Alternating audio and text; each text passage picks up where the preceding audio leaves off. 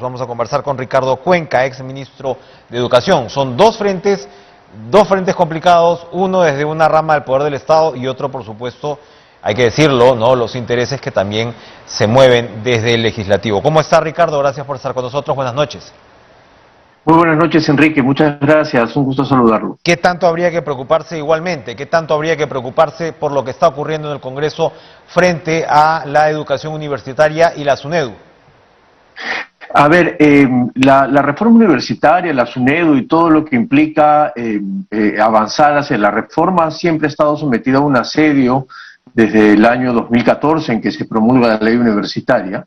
Sin embargo, hemos tenido durante ese tiempo contrapesos entre el Congreso y el Ejecutivo que han neutralizado esta situación de debilitar la reforma y por lo tanto ha ido avanzando tal como lo hemos visto hasta ahora. La situación ahora se complica porque aun cuando el Ministerio de Educación técnicamente ha enviado comunicaciones, que es lo que le corresponde al Congreso de la República,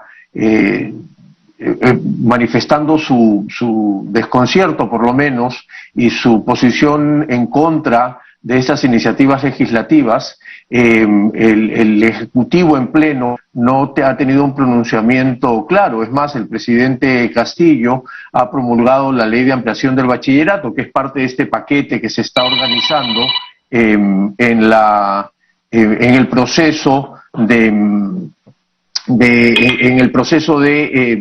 digamos, análisis de cómo la ley del bachillerato automático, la ley de extensión del grado de maestría para los docentes universitarios, la llamada segunda oportunidad para las universidades con licencia denegada, la recomposición del SUNEDU, termina siendo todo un proceso completo de, digamos, asedio nuevamente a la reforma, ¿no? Ahora, claro, efectivamente, acá usted lo señala bien, acá se esperaría un contrapeso del Ejecutivo más frontal, ¿no?, con el tema, ¿no? Es como si de alguna manera la reforma universitaria estuviera pasando por un cierto periodo de orfandad, ¿sería así? Sí, felizmente han pasado dos cosas con las reformas universitarias, reforma curricular y la reforma docente, es que desde hace 10 años se han venido sosteniendo independientemente de los cambios de gobierno, de los cambios de ministro, por dos razones fundamentales, Enrique. Una primera, tienen mucha legitimidad social y una segunda es que tienen un muy buen respaldo técnico. Estos dos ingredientes y factores son fundamentales para la sostenibilidad de las reformas. Por supuesto que cuando vienen acompañados de algún poder del Estado se fortalece esta situación. Lo importante es que tengamos que dialogar, debatir, escuchar las ideas y por qué no abrir el debate lo más amplio posible para demostrar las ventajas que ha tenido la reforma universitaria hasta este momento, por supuesto señalar las cosas que deben mejorarse, pero siempre con miras, por supuesto, a fortalecerla, ¿no? Hay una insistencia para coordinar este salvataje, como lo llaman, de universidades no licenciadas, pero como lo ha advertido la autoridad de SUNEDU en más de una ocasión, las universidades no licenciadas pueden pasar por el aro de la evaluación de lo que se llama ahora el modelo 1.5, el modelo 1, ¿no? Ahora es lógico que si no tuviste licenciamiento, pases pues por un estándar un poco más alto, ¿no?, para ver si es que puedes de alguna manera continuar con esas labores, pero al parecer no se quiere ni eso. Es una suerte de confusión la que se quiere sembrar, que parece que tiene motivos allí subalternos. El mensaje es debilitar la autoridad de SUNEDU, ¿no? Porque efectivamente, como usted lo ha dicho, Enrique, como lo han manifestado la SUNEDU y como está en la ley y en el marco normativo, las universidades pueden volver a solicitar un licenciamiento y por supuesto tendrán que atravesar por la demostración que cumplen con las condiciones básicas de calidad, y si así es, la SUNEDU otorgará la licencia de funcionamiento.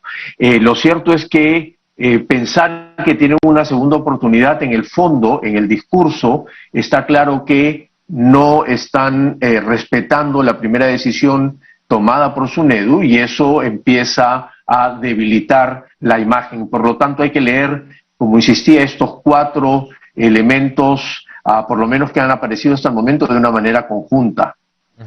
Ahora, pasando al otro frente, el de la suspensión del concurso público magisterial del 2021, uno se pregunta cuáles serán los efectos. ¿Qué pasa con el regreso a clases, donde ya estamos retrasados, evidentemente, donde no se está viendo un esfuerzo coordinado, integral, y el Perú ya se encuentra rezagado incluso frente a la región? Y, Ricardo, y termino con esto, se repite pues desde los actores, varios actores del Ejecutivo, al menos con los cuales yo he podido conversar. Oiga, lo que pasa es que ya vamos varios años con este tema de la evaluación docente y en el caso no del ingreso a la carrera pública magisterial, y no puede ser pues que sigamos con exámenes de 200, 250.000 y pasen apenas 5.000, 6.000. O sea, también se va socavando en el discurso lo que ha sido la continuidad de este proceso de incorporación de maestros a la carrera magisterial. ¿Le preocupa a usted ese discurso, la persistencia de ese discurso? Sí, aquí, Enrique, hay varios temas. Fíjese, usted ha planteado por lo menos 2 que son fundamentales. Uno primero tiene que ver con el retorno a clases y la situación de riesgo que va a estar por la suspensión del concurso público. Al respecto, desde mi opinión, no hay ninguna riesgo posible del reinicio de clases en marzo del 2022, y de hecho las escuelas que están abriendo ya en este año, porque son 2 caminos totalmente distintos. Se hubiese esperado tener, por supuesto, la mayor cantidad de docentes nombrados en una plaza, pero esto no impide que podamos funcionar con la apertura de clases como ha sido anunciado en marzo del próximo año. Y el segundo orden de cosas tiene que ver con las consecuencias que esta suspensión del examen tiene. Uno, se ha referido usted directamente, tiene que ver con ir socavando esta narrativa respecto de la importancia de la meritocracia. Es verdad que para que una carrera pública, sea magisterial, sea de salud, del Poder Judicial, de la policía o de las Fuerzas Armadas, sea efectivamente meritocrática, necesita tener la mayor cantidad de sus funcionarios dentro de la carrera, y eso significa tener un porcentaje menor de docentes contratados. Sin embargo, la alternativa, en respeto de este enfoque meritocrático, no es disminuir los niveles de exigencia o relajar los niveles de exigencia, sino más bien, como lo propusimos nosotros, acompañar a los docentes con un proceso formativo y de capacitación para que puedan estar mejor preparados para rendir los exámenes. Entonces, allí, y termino con esto, tenemos esta enorme preocupación de ir, como usted lo dijo, socavando un poco el enfoque meritocrático, pero sobre todo, Enrique, me quiero dirigir a todos los colegas docentes en el país. La gran mayoría, cientos de miles de maestras y de maestros en el Perú, que han hecho un enorme sacrificio durante 2 años de la pandemia, han tenido, la gran mayoría, la enorme entereza de prepararse de manera honesta para dar los exámenes. Y entonces habría que buscar alternativas frente a esta suspensión. Ya lo he dicho más de una vez, hay mecanismos de auditoría académica que puedan determinar dónde ha habido los bolsones de filtración para que efectivamente se reconozca el enorme esfuerzo de estos cientos de miles de maestros y de maestras que estoy seguro han sido honestos y se han preparado para poder conseguir una plaza de trabajo en el Estado. Pero por supuesto, porque además parte de ese discurso que yo decía tiene que ver con, bueno, no siempre se han dado estas filtraciones, etcétera, y yo creo que se lo pregunté a usted. No hay antecedentes de filtraciones como las que se han visto, pero al mismo tiempo esto que debe ser investigado y que todo indica tiene la filtración en algún estamento del propio Ministerio de Educación, porque el INEI ya, al menos lo que he podido ver, es que ha dado unos argumentos iniciales de descargo de cómo no se habría filtrado por este lado, y estamos hablando de un concurso que es bastante seguro, ¿no? Esa es la otra, se está diciendo que no, aquí es muy fácil que se filtre. No, no es muy fácil que se filtre, y habría que ubicar la responsabilidad exactamente, en qué niveles se ha dado esta responsabilidad, pero no por ello anular todo el concurso.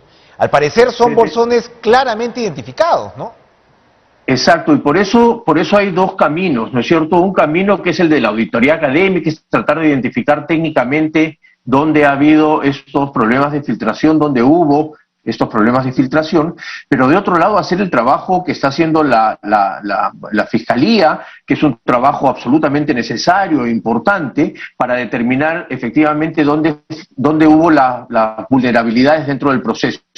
Enrique, hay que tomar en cuenta que desde el año 2014 que empezaron las evaluaciones en el marco de la Ley de Carrera Pública Magisterial, han habido más de 30 evaluaciones y yo siempre digo, el mejor indicador es que la prensa hasta ahora nunca había denunciado algún tipo de filtración, porque la regla es que no hubo estas filtraciones. Los sistemas de seguridad se han mantenido desde el 2014 en adelante, siempre se ha hecho con el Instituto Nacional de Estadística e Informática, con el INEI, es decir, todas las 30 evaluaciones anteriores se han hecho en condiciones similares, con el mismo procedimiento, con el mismo trabajo técnico del Ministerio de Educación y de sus funcionarios, y por lo tanto esta situación absolutamente anómala, adicional y condenable tiene que ser investigada, como lo está haciendo la Fiscalía en los procesos, pero de otro lado buscar una alternativa técnica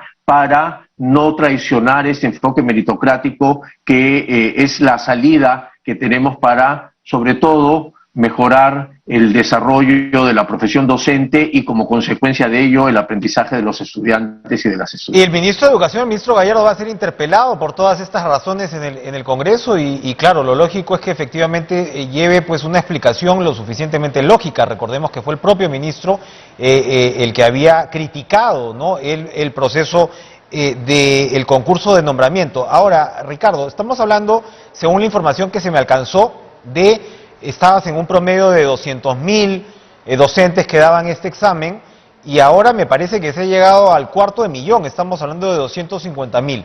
Y siempre hay digamos, este porcentaje bastante bajo de quienes ingresan, estamos hablando del 5, 6, 7%, pero también es cierto que van entrando 7, 8, 10.000 personas que claro, que son las que se supone que están preparadas. Entonces la demanda, ¿no?, de los demás es, oye, estamos hablando de 37.000 plazas, 35.000 plazas, y entran 7, 8, 9.000. Tenemos muy pocos maestros en el Perú, tenemos la cantidad exacta, porque como usted señala, es importante que haya más nombrados, pero ¿el sistema educativo aguanta que vaya a ingresar, digamos, 200.000 maestros adicionales nombrados? En teoría sí, porque digamos las plazas que se abren son para cubrir efectivamente las necesidades que tiene el sistema, ¿no? Lo que sucede en el Perú, como sucede en la mayoría de países de América Latina, es que este crecimiento en el número de docentes es un crecimiento muy desigual, es decir, hay mayor concentración, por ejemplo, de docentes del nivel primario, menos del nivel inicial. En nivel secundaria tenemos mayor concentración de docentes en áreas de ciencias sociales o de comunicación, menos en ciencias, y entonces lo que hay que ir viendo es cómo se van abriendo las plazas y cómo se gestiona desde el Ministerio de Educación la apertura de estas plazas en relación con las UGELes para poder cubrir. Lo cierto es que tenemos poco más del 35% de docentes contratados que en una situación, por lo menos teórica, de un enfoque meritocrático, tendrían que bordear alrededor del 10 o del 15%. Es decir, el Estado peruano debe hacer un esfuerzo aún mayor para poder incorporar a más docentes en la carrera para que efectivamente la carrera sea meritocrática. Sin gente, la idea de ir escalando dentro de la carrera pública se hace aún más difícil. Pero, insisto, el esfuerzo no es bajar las exigencias de la evaluación, sino acompañar a los docentes para que estén mejor preparados, rindan mejor para poder ingresar a la carrera. Caso contrario, va a pasar como podría suceder en las universidades. Como no ingresan mucho, hago un examen más fácil para que entren todos. Eso es lo que hay que evitar, porque más adelante igual pasa factura, ¿no es cierto? Por supuesto. Para terminar, en un minutito que nos queda, la otra arista preocupante en este debate, Ricardo, es que uno ve precisamente cuando desde el discurso público se ya bajan los estándares, como estamos viendo lo que pasa en SUNEDU, lo que estamos viendo acá en la educación básica, lo que uno ve en los sindicatos, el SUTE, que digamos, en algún momento había defendido el proceso meritocrático, comienza a tomar distancia, porque tienes un sindicato nuevo o recién reconocido, que es el sindicato con el cual se identificaba el actual presidente de la República, que por supuesto está demandando que se elimine este concurso.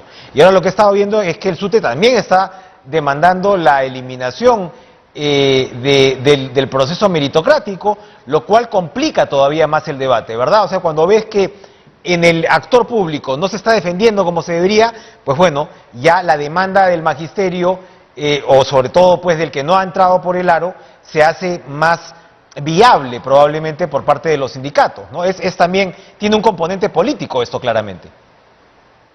Sin duda, sin duda. En general, las decisiones de políticas educativas siempre, como en todas las políticas públicas, tienen una decisión política detrás que, alimentada por supuesto, evidencias técnicas y desarrollada por muy buen espacio técnico, hacen que estas reformas y estas políticas estén fortalecidas. Hasta donde tengo entendido, el SUTE lo que ha pedido es la suspensión de la cancelación de esta prueba y una nueva prueba inmediata para hacer, con lo cual pareciera ser que luego de tantos años ellos también colaborando con la idea de fortalecer el desarrollo profesional de los docentes, estén más bien, se sigan en la idea de continuar con ese tema meritocrático, porque Enrique, una vez más, los docentes peruanos no tienen ningún problema en ser evaluados, en general. Y entonces hay que discriminar también muy bien las representaciones gremiales del grueso del cuerpo docente que está acostumbrado a evaluar a sus estudiantes y por lo tanto también a ser evaluado de una manera como se ha hecho hasta ahora.